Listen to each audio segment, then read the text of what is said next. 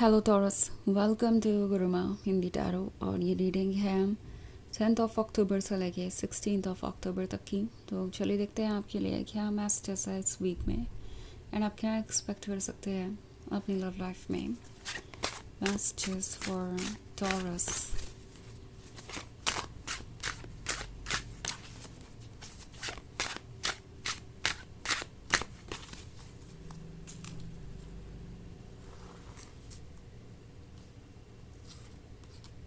The High Priestess, Two of Swords, the Seven of Swords, Three of Wands, and the Hanged Man. Okay.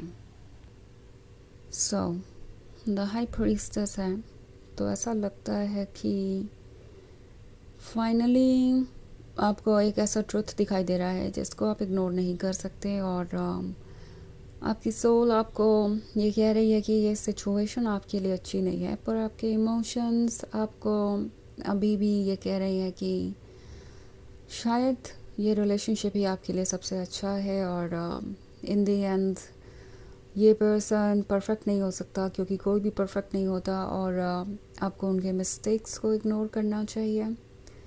Now ये बात सही है कि कोई भी परफेक्ट नहीं होता, सबके अंदर प्रॉब्लम्स हैं, बट ये जो प्रॉब्लम्स है ये ऐसी प्रॉब्लम्स हैं जिस पे वर्क किया जा सकता है, जो बार बार रिपीट हुई हैं, जो एक पैटर्न बन गई है। कोई आपकी बात को बिल्कुल इग्नोर कर रहा है या पॉसिबली पूरी तरीके से केयरलेस है कि आप इससे कितना हर्ट हो रहे हैं, बार बार सेम मिस्टेक रिपीट कर रहे हैं, अपने शैडो साइड पे वर्क करने को तैयार नहीं है तब भी, जबकि वो उस पर वर्क कर सकते हैं। इनफैक्ट कुछ केसेस में तो ये भी हो सकता है कि ये पर्सन अपने एक्शंस को जस्टिफाई कर रहा हो आपको हर्ट करने के बाद भी, और बिल्कुल भी आपको इनके बिहेवियर में कोई चेंज नहीं नज़र आ रहा। तो ये ओके नहीं है। ओके, परफेक्ट कोई भी नहीं होता, पर डेफिनेटली अपनी मिस्टेक्स को मानकर अगर हम खुद पे वर्क करें तो ही हम एक बेहतर पर्सन बन सकते हैं। एंड जहाँ तक बात है इस पर्सन की और आपकी, आप दोनों डिफरेंट लेवल पे हैं। आप एक बहुत ही इमोशनली डीप पर्सन हैं और इनसे ज़्यादा वर्क कर चुके हैं खुद पे।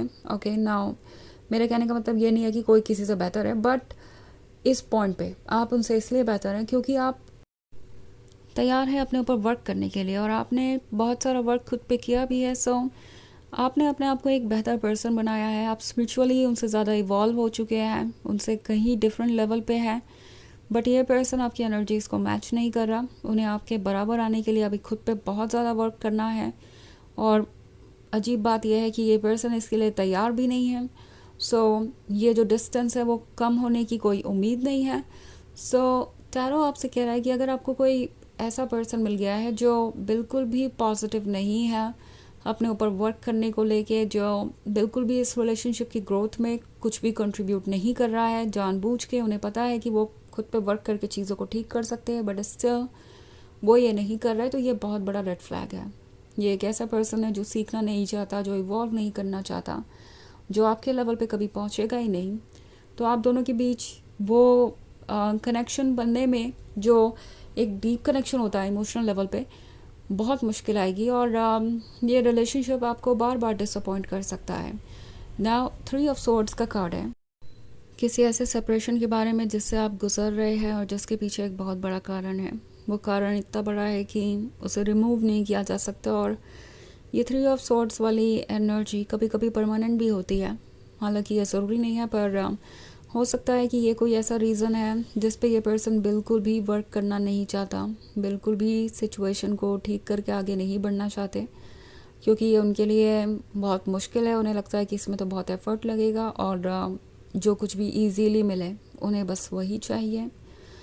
तो अगर आप इस सिचुएशन के साथ खुश हैं, ये कारण जो आपको इस वक्त अपसेट कर रहा है वो शायद हमेशा रहे। अगर इस सिचुएशन के साथ आप खुश हैं तो फिर आप आगे बढ़ सकते हैं, लेकिन मुझे नहीं लगता कि आप खुश हैं, क्योंकि द हाई प्रीस्टेस आपको गाइड कर रही है, आपको ट्रुथ दिखा रही है।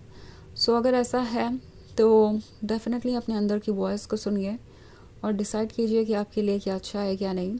द हैंग्ड मैन आपको कह रहा है कि ये सेपरेशन इसलिए आया है क्योंकि आप ये देख नहीं पा रहे कि आपके पीठ पीछे क्या चल रहा है। मे बी इस रिलेशनशिप में जब तक आप थे ये पर्सन हमेशा अपनी मिस्टेक को स्वीट बातों से या किसी और तरीके के कमिटमेंट को करके ये ना सप्रेस कर देता था, जैसे कि वो कोई इम्पॉर्टेंट चीज़ ही नहीं है, आपको डाइवर्ट कर देता था आपका अटेंशन, और ये एक्सपेक्ट करता था कि आप ट्रुथ को नहीं देखेंगे, और शायद ऐसा कई बार हुआ भी।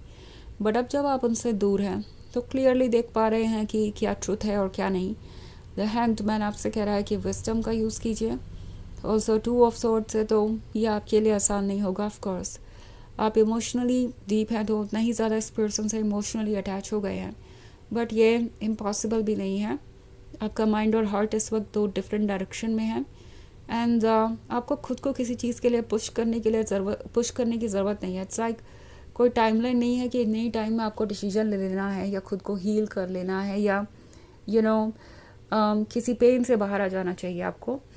ये आपका प्रॉब्लम है, और यूनिवर्स आपसे कह रहा है जितना टाइम आपको चाहिए उतना टाइम लीजिए, पर खुद पे फोकस कीजिए, खुद को प्रायोरिटी बनाइए, डीपली सोचिए, इमोशंस को प्रोसेस कीजिए, और फिर जाके आगे बढ़िए। बिकॉज़ इस वक्त आपके अंदर बहुत सारी फीलिंग्स हो सकती है। कभी आपको लगेगा कि ये रिलेशनशिप आपके लिए ठीक है, कभी लगेगा कि नहीं ठीक है।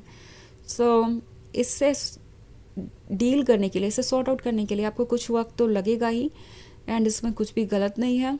और ये इमोशंस ऑफ कोर्स ओवरनाइट नहीं कहीं चले जाएंगे। सो ये इमोशंस है लेकिन परमानेंट नहीं है। अपने आप को वक्त दीजिए, हील कीजिए, और सब कुछ आपके लिए वर्क करेगा विद टाइम। ओके, ट्रस्ट कीजिए यूनिवर्स पे। सो ये एक जनरल रीडिंग है, ये सबसे रेसोनेट नहीं करेगी।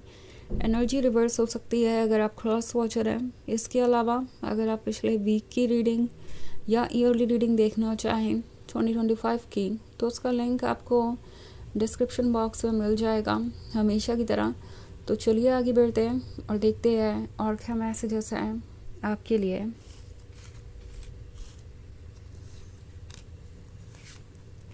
The 7 of Cups, the Queen of Swords, 3 of Pentacles, the Page of Swords, and the 6 of Swords. Okay. So हमारे पास है the Queen of Swords. Queen of Swords काफ़ी स्ट्रॉन्ग है। ओके, वो डेडिकेटेड है, लॉयल है, emotionally बहुत close आ जाती है लोगों के, पर वो स्ट्रॉन्ग भी उतनी ही है कि उसे अपने प्रिंसिपल्स और मोरल्स हमेशा याद रहें। वो अपनी बाउंड्रीज़ को नहीं भूलती, और उन बाउंड्रीज़ को बनाए भी रख सकती है, भले ही उसमें कितना भी उसे एफर्ट करना पड़े या कितने भी चैलेंजेस फेस करना पड़े। सो 7 ऑफ कप्स का कार्ड है। जो चीज़ें परफेक्ट नज़र आ रही थी वो परफेक्ट नहीं निकली हैं, और आपको इस ट्रुथ को कंसिडर करना चाहिए, और ये भी कि आप इतने स्ट्रॉन्ग हैं कि कोई भी चेंज ला सकते हैं। 3 ऑफ पेंटिकल्स आपसे कह रहा है कि अगर आपको ज़रूरत पड़े तो आप किसी की हेल्प भी ले सकते हैं। लाइक आपके आसपास कुछ ऐसे लोग हो सकते हैं जो आपको गाइड कर सकें, आपके फ्रेंड्स, आपके फैमिली मेम्बर्स, और अपनी फीलिंग्स को शेयर करना कोई प्रॉब्लम नहीं बनेगी आपके लिए। सो शेयर कीजिए, और दूसरों से आपको गाइडेंस मिलेगी, हेल्प मिलेगी। पेज ऑफ सॉर्ड्स भी है। तो ये पर्सन आपको वॉच कर रहा है। ओके, उन्हें लगता है कि ये जो रिलेशनशिप है अभी भी उनके कंट्रोल में है, और इस तरीके से हर्ट करने के बावजूद भी आप उनसे दूर नहीं जा पाएंगे, क्योंकि इमोशनली आप उन पर बहुत डिपेंडेंट है। तो समहाउ आप उनका इंतज़ार करते रहेंगे या उन्हें ही अप्रोच कर लेंगे। उन्हें लगता है कि वो आपको कभी लूज़ नहीं कर सकते। इन केस आपने उन्हें अप्रोच नहीं भी किया तो आप हमेशा उन्हें मिस करते रहेंगे, और वो कभी भी वापस आ सकते हैं। सो उन्हें ऐसा लगता है कि वो आपके लिए एक नेसेसिटी है, और आप हमेशा उनका इंतज़ार करते रहेंगे।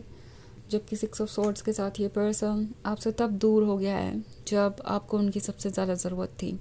बजाय अपनी मिस्टेक्स पे वर्क करने के और आपका साथ देने के, वो आपसे दूर हो गए, क्योंकि उन्हें लगा कि ऐसा करने से वो अपनी रिस्पॉन्सिबिलिटी से बच जाएंगे, उन्हें खुद पे वर्क नहीं करना पड़ेगा, और सब कुछ ठीक होगा। तो चलिए देखते हैं कि आपके लिए ऑरेकल मैसेज क्या है।